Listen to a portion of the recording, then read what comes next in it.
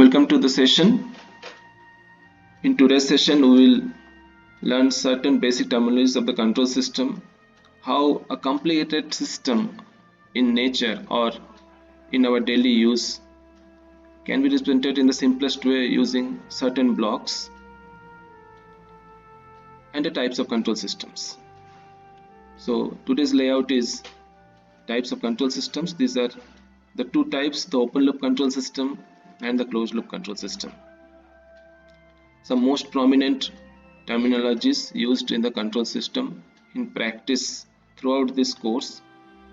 Today we will define few of those, and we'll start with the block diagram representation when we are studying open loop control system. So friends, basically what is open loop control system? We can represent every machine or every process or plant or even a big factory in terms of a very simple time dependent function and a block. So here we have a block. So I can say that G is a function of T. This block will have certain inputs. Maybe you can say that U as a function of time is the input to this block, and output is Y as a function of time.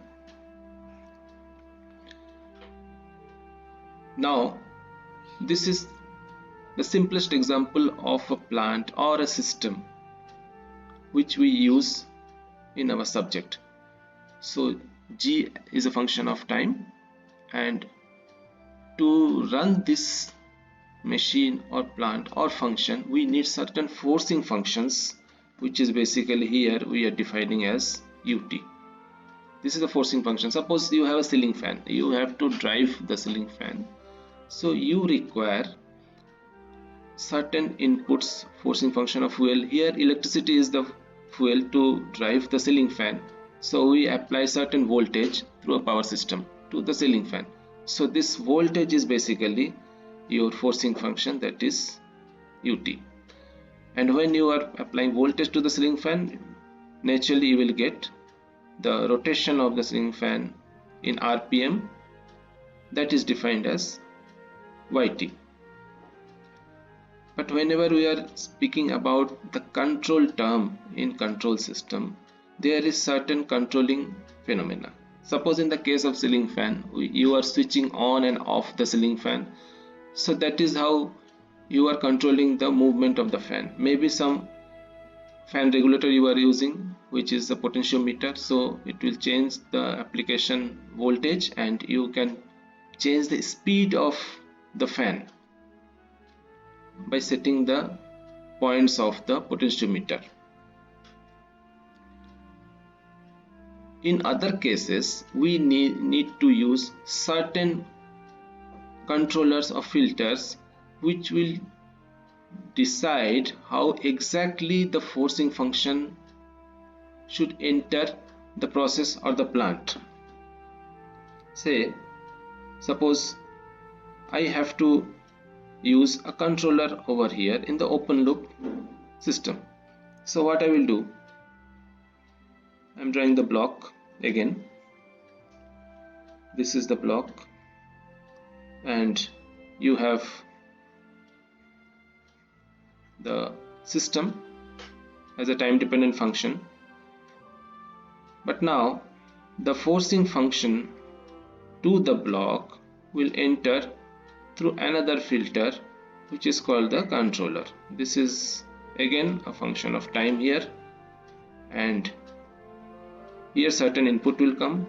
Now this input will be not the UT, but we say this is RT, because now we are defining it as the reference input. So here your controlling part goes, the control signal will enter the plant and you will get the output. This is the output of the plant. Now this is an example of open loop control system where certain input is given. you can see the difference between the nature of the inputs RT and UT. What is the difference? UT is the voltage applied to the ceiling fan, where ceiling fan is rotating, and you can record the rotation over here at the output. This reference input is basically an imitation of the output YT. We are imitating output YT and producing a similar kind of thing which is scaled, and this reference input will go through certain filter called the controller and generate the control signal. So here this is the reference input, this is the reference input, this is the control input, and this is basically the output. You have to see that in this situation the controller K is playing a definite role. It will produce a special kind of control signal UT based on the requirement of the design. Maybe we don't want certain kind of spikes in the input that should enter the plant GT. So we design a controller KT so that whenever you are giving a desired input, the controller KT is filtering the spikes and pushing in an input which is suitable to run our plant or our system. So this is an example of open loop control system. In open loop control system, if you see on the time scale, suppose I am defining the inputs and the response, that is the output on time scale. What happens? Suppose I am giving an input of this kind, right? So in the input, suppose there are some spikes like this. When the output is generated, so I desire the output should be following this line. Output should be following this line, but whenever the input is applied, the output is coming like this, and there are certain fluctuations. I don't want this fluctuation in the output, so I have to inhibit in the input this portion. Here for simplicity I am writing input, here is the output, and this spike or fluctuation is generating this portion, so I don't want this fluctuations in the output. So the filter, the controller K, will help me to remove this unwanted spike or ripple or fluctuation in the input. So that is the use of controller in open loop control system. Let us come to the case of closed loop control system, where the control system is not allowed to stay independent in case the output is produced and that output is not monitored directly. So here I am monitoring the output and manipulating in the system in such a way that the output is more or less closer to the desired input. How I can do it? I am redrawing it, the plant. So here I am putting a block. This is a block which is again GT, and this is the output YT. Then before GT I am placing the controller. You can see the controller in front of GT. Then this output here, it is measured, taken back and paired with the reference input in certain way. So the reference input RT is there, you have the RT,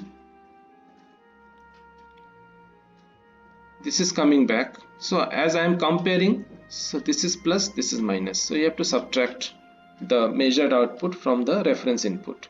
So when you are subtracting, naturally we are getting a difference. So this point we are defining as ET, the error signal.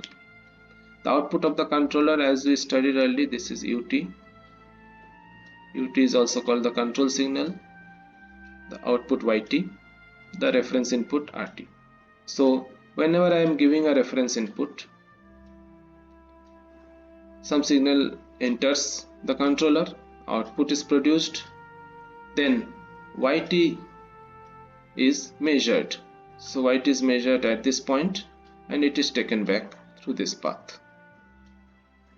So once YT is measured and it is compared at the input, so error signal is basically driving the controller. This is irrespective of the earlier case when the input signal was driving the controller and controller was driving the plant, but it was not monitored. The output was not monitored and compared. So here I am comparing the output with the input through this special mechanism. This is called negative feedback control system. We call it negative feedback control system. Here you will see that the reference input, the error signal and output vary in a specific way. Initially, when I am giving some input, this is the reference input, this is the error signal, and here you can see the output. So whenever you are giving the reference input, initially it is 0, so everywhere you will see 0.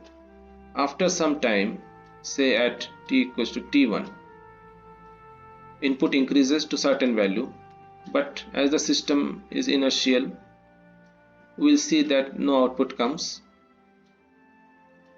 But I can find here that error signal ET equals to RT minus YT. So error signal ET is developed at this point. Once the error signal is developed, it is following RT. Output gradually develops like this. And once it reaches a final value, the error signal will gradually reduce and become 0 in ideal case. So error signal is, at any point, error signal is the difference between the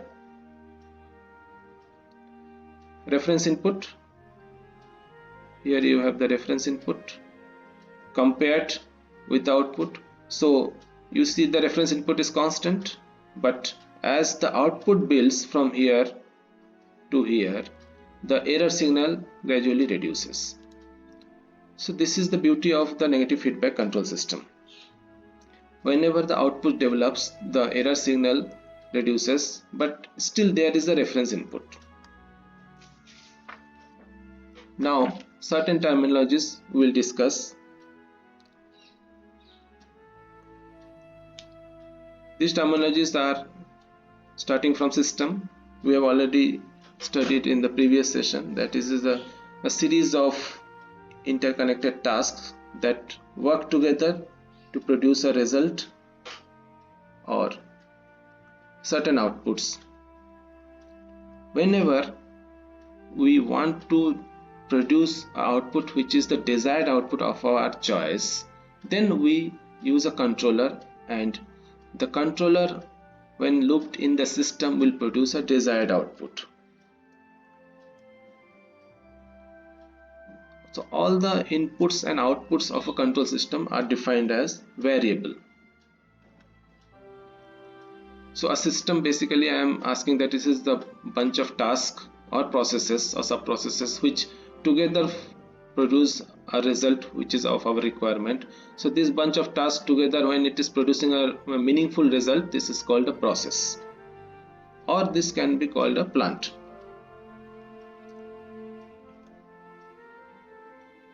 So as we discussed earlier, whichever is the desired output you want to produce, you have to imitate the output and give a scaled input, which is called the reference input, or in different situation we call set point or command input.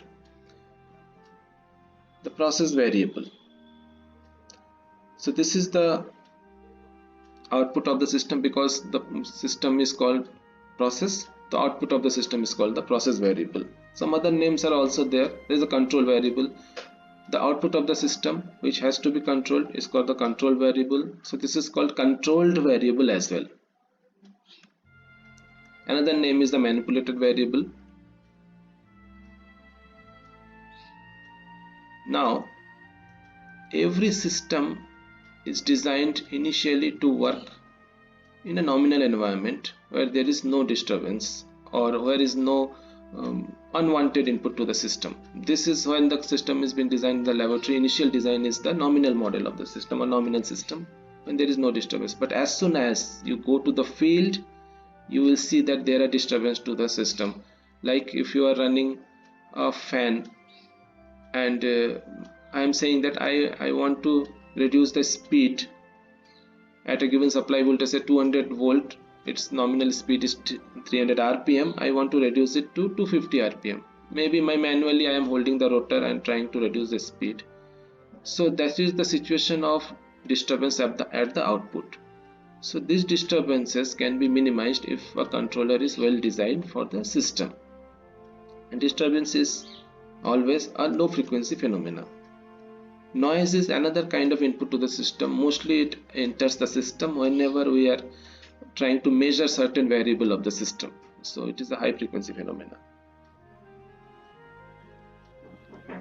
The servo mechanism is basically, this is a kind of control system where the control variable is either displacement or time derivative of displacement or double derivative of displacement. So this is the displacement, velocity and the acceleration. And the last topic of today's discussion is the linear time invariant system. So linear time invariant, basically it is extracted from the actual system which varies with time and in which the parameters are changing, and system is as well as the non-linear system. So if we extract a model of a system where the parameters are not changing, that is the behavior of the system is not changing with time, that is the invariant system, and we are using the system for certain frequency range where the system is behaving linearly. So such kind of modeling will produce a linear time invariant system. So further studies will be made in detail in all these terminologies which we studied today. Thank you for listening.